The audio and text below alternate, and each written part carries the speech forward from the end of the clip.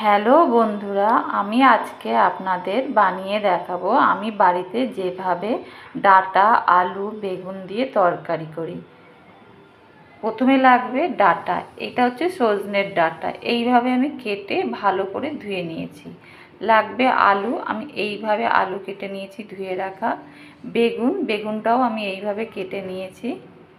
আর লাগবে বড়িগুলো দেখুন এইভাবে। তাহলে পাঁচফোড়ন লাগছে, হলুদ লাগছে, সর্ষে লাগছে, এখানে কালো সর্ষে আর এই হলুদ সর্ষেগুলো আছে, আর কাঁচা লঙ্কা। এখানে আমি 2 চামচ কালো সর্ষে আর এই হলুদ রঙের সর্ষেটা 2 চামচ। আর লাগবে টমেটো, এখানে আমি একটা টমেটো ভালো করে কুচিয়ে নিয়েছি। আর লাগবে চিনি, আর লাগবে নুন, একটা শুকনো লঙ্কা আর সর্ষের তেল।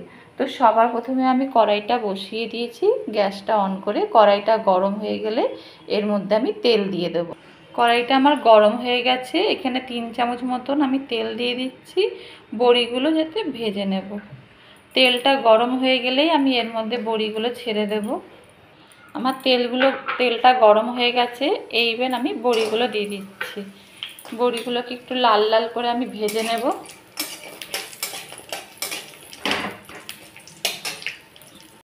দেখুন বড়িগুলো আমার ভাজা হয়ে গেছে, তেলটা একটু ঝরতে দিয়েছি, আমি উঠিয়ে নিচ্ছি। এবার কড়াইয়ের মধ্যে আর একটু তেল লাগবে, 2 চামচ মতন আমি তেল দিয়ে দিচ্ছি। দিয়ে আমি এর মধ্যে এই শুকনো লঙ্কাটা ফোড়ন দেব। একটু শুকনো লঙ্কাটা লাল লাল হবে, তার মধ্যে আমি ছোট চামচের 1 চামচ পর্যন্ত পাঁচফোড়নটাও দিয়ে দেব। দিয়ে একটু নাড়াচাড়া করে নেব।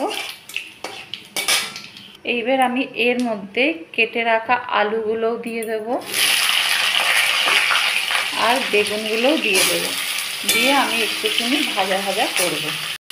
এইবার আমি এর মধ্যে 1 চামচ মতন হলুদ দিয়ে দিচ্ছি ছোট চামচে, আর 1 চামচ মতন আমি নুন দিয়ে দিচ্ছি। দিয়ে আমি আবার এটাকে ভালো করে ভাজা ভাজা করব। এই মিক্সির মধ্যেই লঙ্কাগুলো আমি দিয়ে দিলাম, যে যতটা ঝাল নেবেন সেই হিসাবে ঝালটা দেবেন। আর এই ছাঁকনির সাহায্যে আমি এই সর্ষেগুলো ঢেলে দিয়ে এবার আমি এটাকে ভালো করে ধুয়ে মিক্সির জারে ঢেলে দেবো, ঢেলে পিষে নেব। দেখুন আমার আলু বেগুনটা ভালো করে ভাজা হয়ে গেছে। এবার আমি এর মধ্যে ডাঁটাগুলোও দিয়ে দেব আর এই টমেটো কুচিগুলোও দিয়ে দেব। দিয়ে আমি আবার ভালো করে নাড়াচাড়া করব।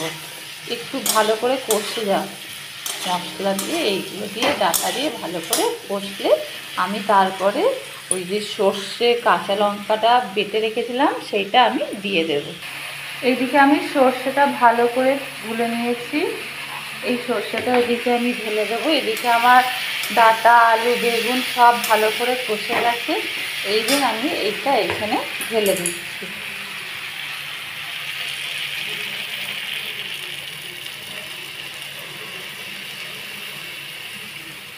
এই নিচে যেটা আছে এটা আমি ছাঁকনির সাহায্যে একটু ছেঁকে নেব। এখানে আমি সবটুক ঢেলে দিয়েছি সর্ষে বাটাটা। এইবার আমি এর মধ্যে এই বড়িগুলো দিয়ে দেব। আর একটু জল লাগবে আমার এখানে, যাতে তরকারিটা ভালোভাবে সেদ্ধ হয়। তো এখানে আন্দাজ মতন আমি একটু জলও দিয়ে দিচ্ছি। দিয়ে আমি এবার এটাকে ঢাকা দিয়ে ফুটতে দেব।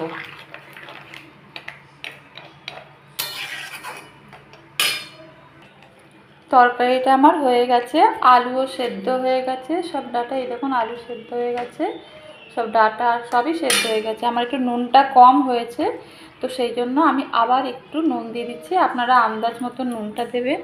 আর এখানে একটু মিষ্টি দিতে হবে, আপনারা অল্প হলেও মিষ্টি একটু দেবেন, কারণ নিরামিষ তরকারিতে মিষ্টি না দিলে ভালো লাগে না। তো আমি এই ছোটো চামচের 1 চামচ মতন মিষ্টিটা দিলাম।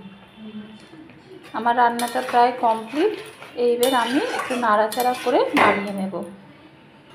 দেখুন তরকারিটা আমার একদম রেডি হয়ে গেছে।